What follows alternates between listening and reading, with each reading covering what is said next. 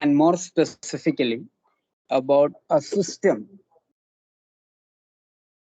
which is relatively modern in its origin and somewhat popularly employed for inventory management of across various industrial segments. The name is JIT, short form, just in time. And this is closely related to why we focus on this particular system is that it's closely linked to the increase in demand of cargo usage, and which is eventually what we are going to discuss further. So right now we are focusing on JIT. The name, as the name indicates, morning I just mentioned about what are some of the objectives which has led to the um, formulation of this kind of a system. In fact, this was, I guess, this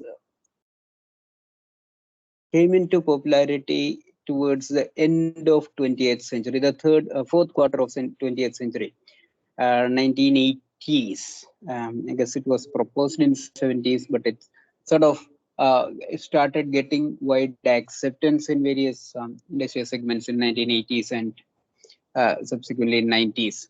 And as of today, this is considered to be one of the most efficient systems for inventory management. No, we'll try to understand what it is primarily about. It's an inventory management method in which goods are received from suppliers only as they are needed. That is the key word in the definition. You have a supplier. Now, it's assumed that we are looking from the perspective of a manufacturing unit. The manufacturing unit has its own suppliers for raw materials or other parts which are to go to the manufacturing, the production line. So in the classical system, in the conventional system, usually there will be an elaborate arrangement which we have seen as the warehouse, and there will be a system in place so that materials can be procured and stored and stocked well in advance. And as the production, as they are required in the production process, that will be taken from the warehouse and then moved to the manufacturing unit and then used. As opposed to that, JIT focuses on minimizing the inventory, or rather, ideally having zero inventory at all. What do you mean by zero inventory? Zero inventory means you don't stock anything. You don't keep anything inside the warehouse. You just take it, or you just get it from the supplier as and when required. So that's the definition that we read here. It's an inventory management method in which goods are received from the suppliers only as they are needed. And the main objective, or the very obvious purpose or goal of this one, is to reduce the inventory holding costs and increase the inventory turnover. Reduce the inventory holding costs. That is, as we have just seen in the morning, that is, the warehouse is expensive. Any space that you deploy or dedicate for warehousing and storing the stocks, etc., is going to be having a finite amount of investment to it, which can be minimized or altogether avoided if you can have a zero inventory system where you just get it when it is required and then put it to use. But then, ideally, it looks very attractive because you are actually avoiding anything in between. You don't have to store it; you just get it and use it. So you plan the things in such a way that you just get it as and when it is required in the shop floor in the case of a manufacturing unit. But then, obviously, the implementation of it is quite complex because it requires very accurate planning in the to begin with, and planning of not just the production, not just the marketing activity, not just the logistics, but the entire supply chain has to be planned in advance, which requires actually complex nowadays. Actually, the IT, as we have seen in the case of WMS, inventory management is also, particularly JIT, is uh, highly reliant on the use of application software for the specific purpose of the IT management.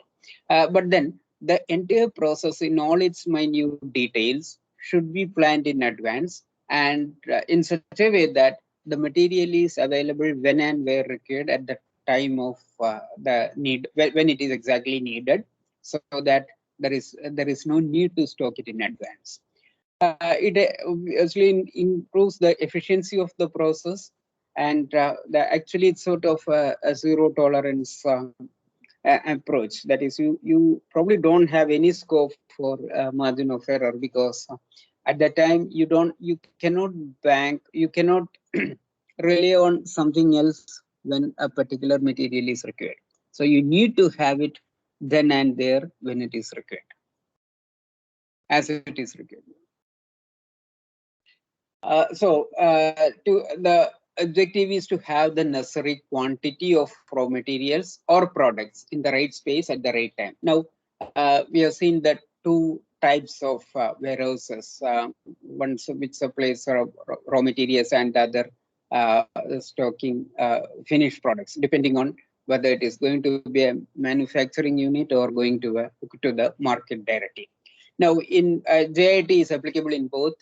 The system or the management approach is applicable to both, but then the all important requirement there is that the material or the finished products should be ready when it is exactly required, and it should be ready at the place where it is required. So it may require, in the conventional supply chain, it may require some changes, but then the logistics is of paramount importance, because the transportation from one place to another should be not only that they should be planned in advance, but it should be smooth, flawless, and as I mentioned, there is no margin for error in an ideal JIT system where you probably don't have to have inventory at all. So in such case, you just have the material in hand when it is exactly required. You don't stock it anywhere. So the logistics, the importance of logistics is very obvious in this case, and that directly links it to the usage of air cargo, which is highly relied on in modern JIT management systems. The use of air cargo. A typical process or a schematic representation of JIT is provided in this case. So I guess it's fairly self-explanatory. Here actually it talks about a market-oriented supply system where a product is to be given to a customer based on the demand for it, the requirement for it. So, for example, the customer places an order. So you have an order. So we are talking about a system where there is no inventory at all, minimal inventory or no inventory at all. So the customer places an order. So there is a demand, and the manufacturer receives the order, the processes it, and when the material is, or when the order is received, the manufacturer orders the material required from the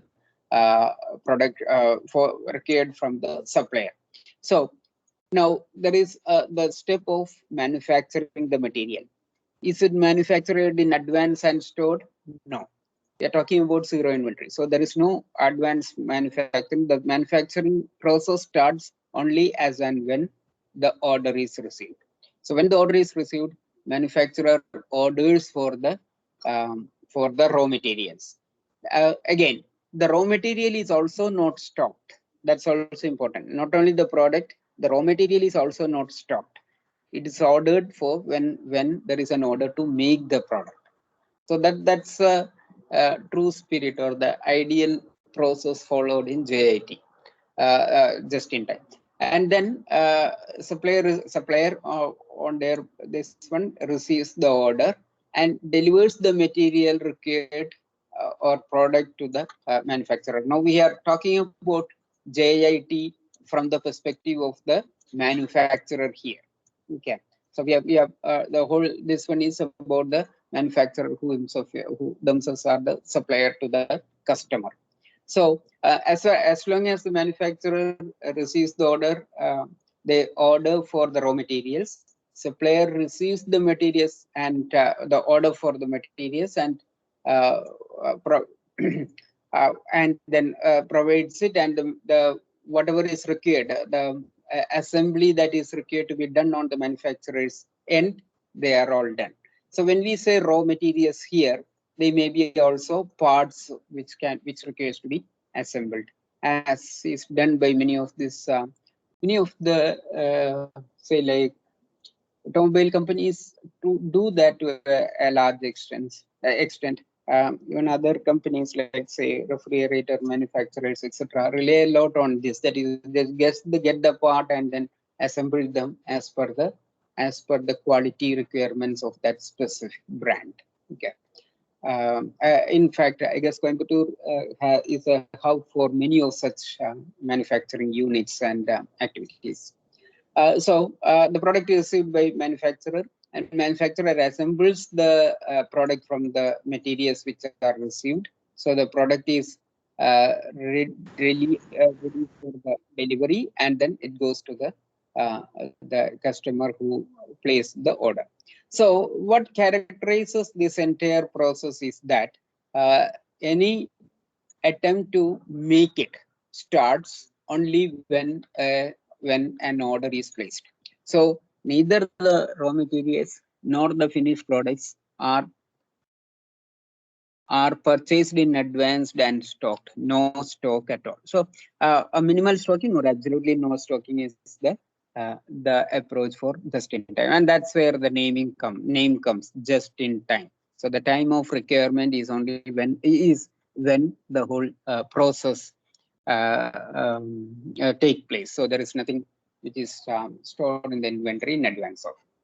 Benefits of the IT, I guess, should be quite obvious from what we have discussed. Reduces inventory and any waste or any expenses associated with that. So there is nothing like material which is a surplus, which gets outdated, which gets wasted, which deteriorates, etc. Because all these wastage, surplus, deterioration, etc., are outcome of stocking them in the inventory. And as long as you don't have an inventory, you are not keeping anything there, so no wastage at all.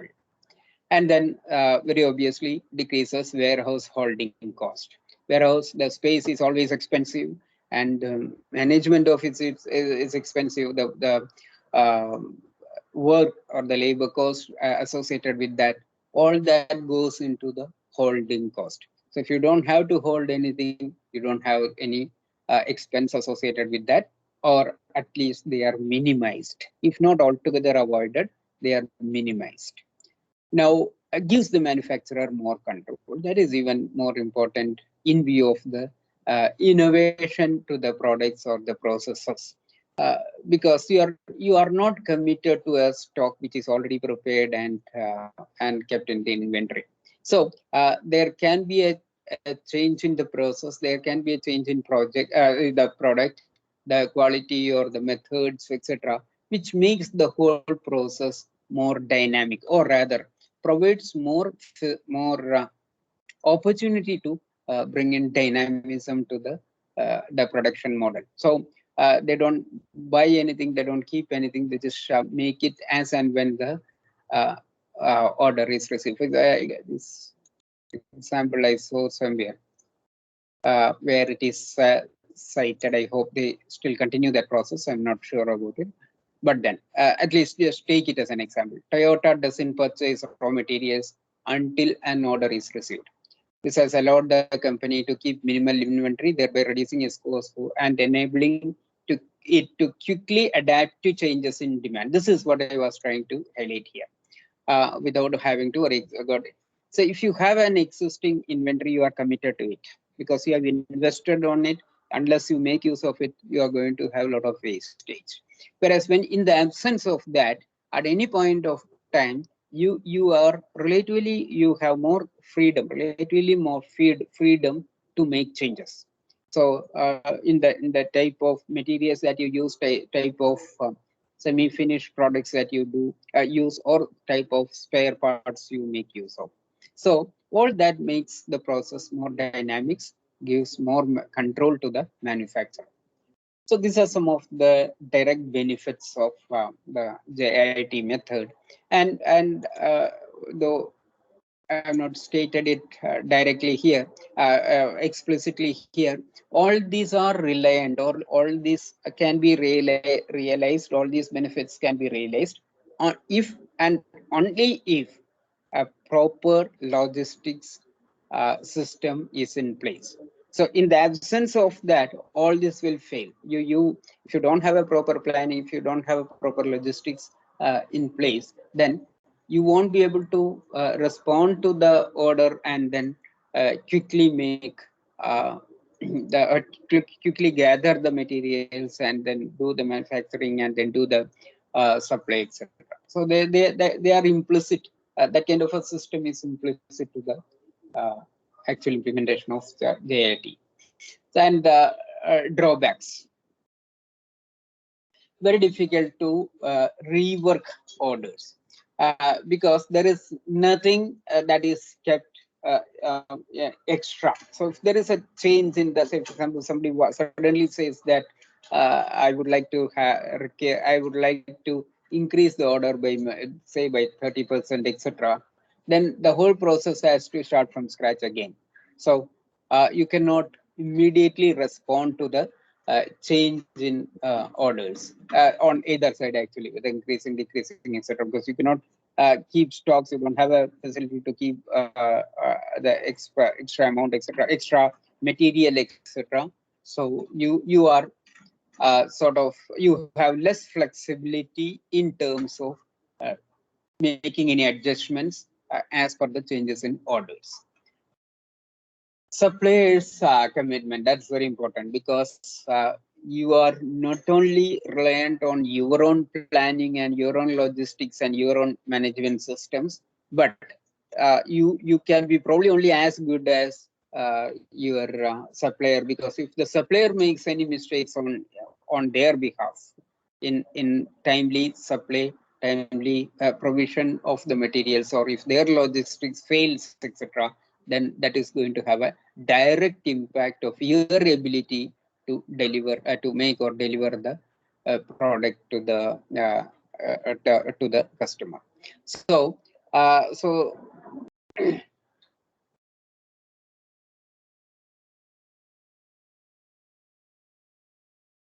the supplier's performance can have a direct impact. Your supplier's performance can have a direct and immediate impact on your performance with respect to the timeliness of the delivery. And similarly, the changes in pricing, etc. Because since nothing is stocked here, the changes, the temporary variations in the prices, etc., can have an impact on the process. Now, in case of other disruptions, for example, disruption in traffic or some closure, etc., if you have all that they again will sort of bring the whole sales to a halt, because you don't have a stock that you can rely on. So in the present, if you have a stock, you can just if you have any such adversities in the supply chain management, you can sort of absorb them to a great extent by making use of whatever is available in the stock. In the absence of a stock, you cannot make any such you cannot respond to any such adverse situations. And after the planning, tracking, organizing, etc., is very important. As I mentioned earlier, there should be extensively planned and controlled by appropriate software applications, which is more like a requirement than a drawback, because we today it's nothing. JIT software, JIT management software is not a scarce commodity. You can get it from any service provider. So that's I wouldn't consider it as a drawback, but it's a requirement of the system. Okay, now we move on to air cargo and the handling of it. Any questions so far about JIT or anything that we have discussed so far?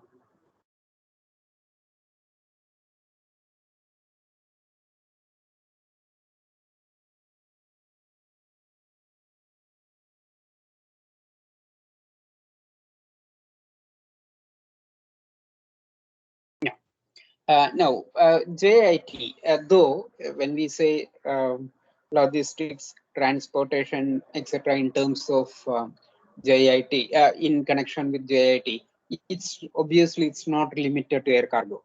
The transportation can be by shipping, by trucks, by rail, and it can also be by air cargo. But then the specific importance of air cargo comes from the perspective of the timeliness and the distance to be covered. Now, the implementation of JIT, particularly when you have plans distributed over a large geographic area, over large geographic areas, the coordination or the supplier manufacturer coordination and the manufacturer to marketing outlet coordination, etc., can, for that to be effective and to be timely, a lot of time you'll have to depend on air cargoes. So in view of the time criticality of this operation, in particular, the JIT model of inventory, is time critical. So in that, from the perspective of that, air cargo assumes even more importance than other conventional methods of warehousing and inventory management. So that's where we are getting towards. That is, JIT has a direct influence on the demand for air cargo, and this is one aspect which has improved the commercial outlook for air cargo in the recent years or the recent decades. Actually, it looks to be even the future is looking to be very promising, because the economies are expanding and there is acceptance and desirability of freight distribution methods by air, which is further accelerated or further improved by the attention or the acceptability of JIT as an inventory management method. Now, I'm just citing an example here. Actually, admittedly, this is a very old example, but the importance of it is that even in the initial years of introduction of JIT, this was, I guess, the statement that I've quoted here, I guess it's in the early 90s or maybe just around late 80s, early 90s. Okay. I believe this was kind of a case study, or not a case study, an example that is cited by, I guess, Lufthansa's chairman or somebody like that at that point of time.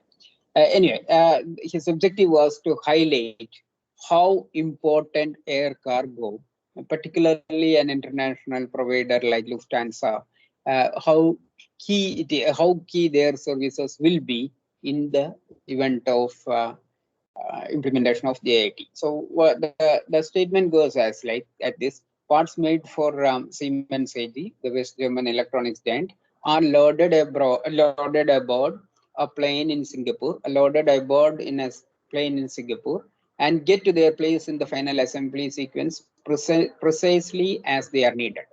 The one-day exercise allows a margin of only 4 hours for loading delays. Now, just look at that sentence.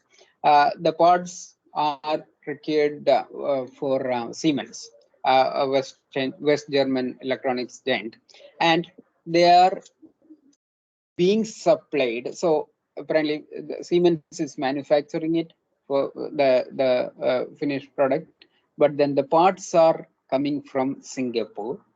So the parts in the absence of an inventory system, if Siemens is not having an inventory system and it has deployed the JIT, it means that the material has to come from Singapore and be delivered to their unit, the unit in West Germany, wherever they are located, and the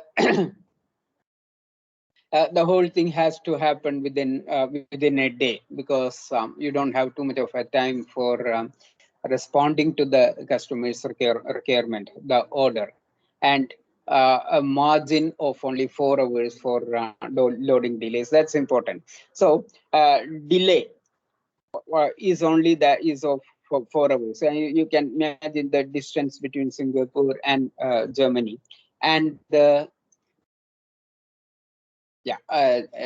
just notice that you can see that it's West German Electronics Giant. So certainly the statement should be in the late 1980s. Okay, because that Germany's reunion, I guess, was in 89. Sorry, which was in 1991, I think. The two, East Germany and East Germany and West Germany. So this is obviously before that. That's why that adjective West German Electronics. Otherwise, they would have, after 90s, they would have just said German Electronics Giant. Okay. So this must be in the late 80s. So the importance of it is that JIT was a new concept then, but it was already deployed across various industrial segments, and people were appreciating the difference that it makes, and they were also responding to the requirements of it. So that's the context of this statement. Anyway, so coming back to what I was saying, the one-day exercise allows a margin of only 4 hours for loading delay. That's important. So it's like for such a long distance, all that you can allow for as a margin of delay is only 4 hours. So that is where the concept of JIT and its requirements or the requirements associated with it come from. Now, at present, so we have hopefully come a long way after that in the last couple of decades and more than that. At present, several industries utilize air transport reduce delivery times as part of the JIT systems. So they're being quickly able to transport cargo across the globe. The importance of air cargo handling at airport, and air cargo in general is directly linked to the popularity of JIT. I guess I'll stop here. We'll continue the discussion, or we'll move on to cargo handling in the next session. So I'll stop here. Any questions or points we can discuss right now? Otherwise, we'll move on to the discussions or to the presentations.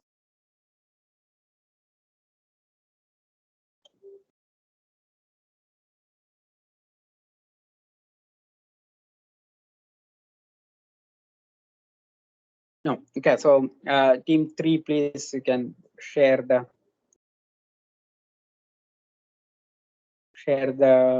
display and start your presentation. I'll stop sharing mine.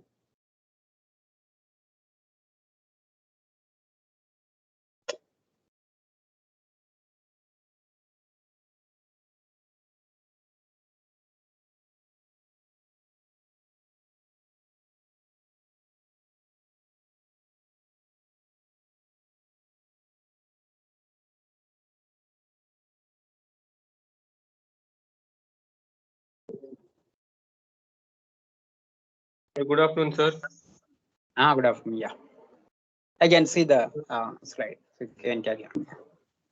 Sir, I'm Srivasan from Team 3, sir. We'll be presenting re-architecting Swiggy's logistics system. Sure. Next page. And Swiggy started as an hypothetical food delivery organization in 2014 and has now evolved into a convenience seller enabler through services like Instamart, Stores, Xenion, etc. And the legacy logistics system was their oldest member of the delivery team and was also addressed as a delivery monolith. Next page.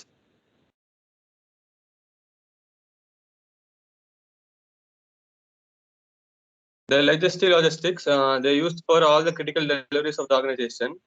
And then as Swiggy was a three-way marketplace between consumer, restaurant, delivery executives, 1/3 of the critical business logic was owned by the monolith.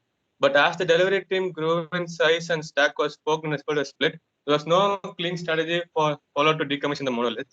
The difficulty faced by the monolith was maintainability, scaling, and extensibility.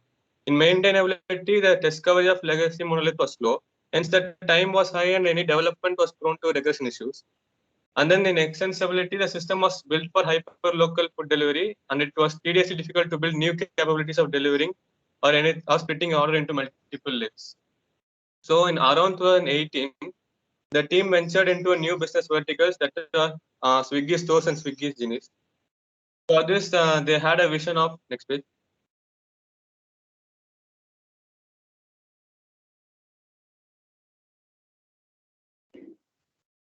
To build a multi-tenant, multi-service line logistics platform.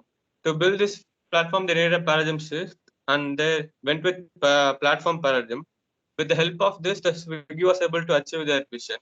The advantages of this platform paradigm over legacy logic was multi-leg and delivery was possible. The delivery orders were breakable, and there was no difficulty in modeling substates. And also, they were able to do merge trips where the delivery executive assigned to the trip will be executing the task in sequence provided by the system. And then they also had hub and spoke where platforms provided a capability to break the job in multiple legs. And next page. Paradigm shift also led to magic for Swiggy to keep unlocking new business opportunities with these. They also have been able to launch several new business verticals and product offerings using these abilities. For example, the single leg task, where the platform has enabled them to create single leg jobs. For example, sending the delivery executive to a high volume restaurant or a restaurant cluster basis on the demand prediction around the restaurant. And then the task requiring different skill sets and multiple tasks to be done. They had the ability to do tasks requiring different skill sets of executives and involving complexities like transaction and clicking proof of delivery. And then they also had built a new different platform has opened several avenues for the future, like round trip orders. For example, the delivery executive can get your spectacles repaired and delivered to back, and also scheduled delivery subscription based offering, and then inter and intra-city delivery offerings, which have the ability to do orders having multiple pit stop. Thank you. That's all. Okay, will be good if you can explain a few things. In fact, I couldn't. The monolithic system is very obvious. That you have clarified, I think, or at least I could understand. But what was the paradigm shift that they did? What did they actually do for that? Can you go to that slide and explain that a bit? The need for paradigm shift was obvious, but then what did they do, or how did they accomplish it? Yeah, this if you can explain a bit more, that will be good. Sir, they wanted multi-tenant platform, sir, where multiple tenants can be able to use the platform without their isolation, sir. So they needed a new logistic, so they used the platform paradigm as a logistic. Say that once again. So they used what? Platform paradigm. Okay. Okay. Here the task was the executive's job was in legacy logistic. The executive job was only to go and deliver the food, sir, and there was no multiple breaks in using legacy logistic. But here they were able to do multiple deliveries at a time, and also break their jobs into many different specific tasks, sir. Does it mean that an executive collects food from a restaurant and then transfers to someone else, and that person goes around, or what do you mean by splitting the task, or what do you can just explain that part of it? Sir, if there are two consumers in the same area, sir, a certain executive will be able to deliver both the products for the consumer instead of sending two peoples for different customers, sir, in the same area. Okay. Now, can you go to the last one where you said intercity, intracity, etc.? Yes, sir. Yeah. Inter and intracity delivery offerings. What do you mean by that? I mean, say a Coimbatore-based guy, will he deliver in what Avinashi or even places away from that, Tirupur, etc. Sir, they will be able to transfer the food from one one executive to another executive, sir. If the executive who is working in Coimbatore has come near Avanasi and executive coming near Avanasi, they can both transfer their food and use, sir. So consumer wants something from Coimbatore. Etimade still doesn't have Swiggy service, I think. Sir, but Do they the have? last three are their future projects, sir. They are not intergenerated yet, sir. Say that once again. What did you say? Sorry. Sir, and the last is the round trip order, scheduled delivery, and the inter and intra-city delivery, sir. That are their future projects, sir. They have not yet started. So they are not there at. They are not there yet. Okay. Okay. That's fine. Okay. Thank you. Anybody else has questions, comments? Can please.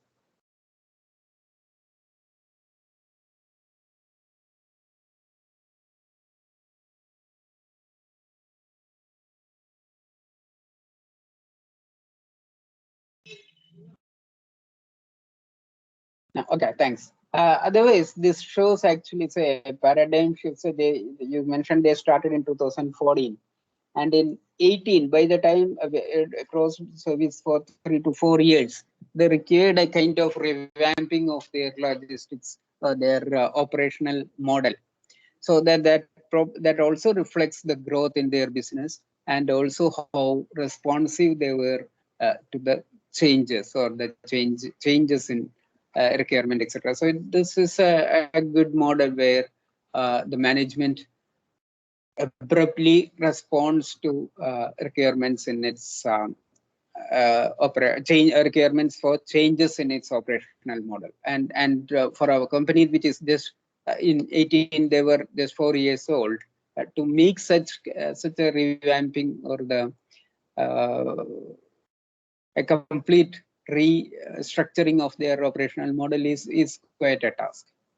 Okay, anyway, so these are some of the ways how logistics has influences the business as a whole. Okay, thank you. And now we'll go to the next presentation. Team 4, please. Sir, can we do tomorrow, sir? And we message the same regarding the test today, sir.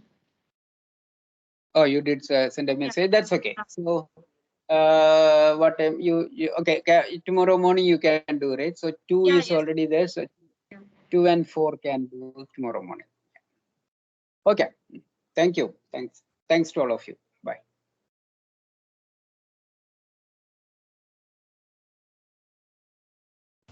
Thank you, sir. Thank you.